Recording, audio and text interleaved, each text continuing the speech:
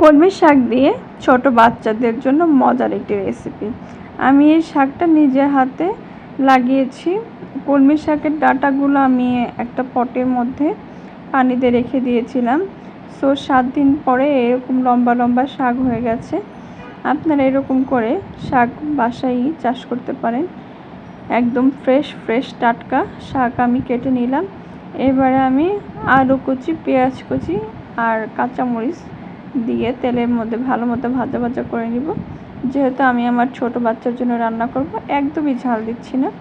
আপনাদের ইচ্ছে করলে ঝাল বাড়িয়ে কমিয়ে দিতে পারে।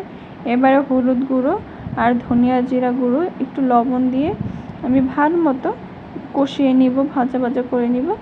এবার দিয়ে দেব একটি ডিম দিয়ে আবারও আমি 5 মিনিটের মতো রান্না করে একদম আলু আর ডিম একদম ভাজা করে রান্না করে নিব।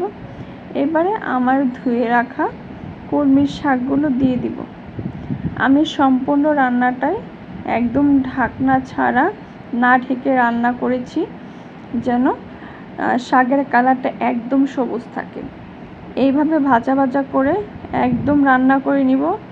যেমন পুষ্টিতে ভরা তেমনই খেতে মজা। ছোট বাচ্চারা অনেক মজা করে খাবে।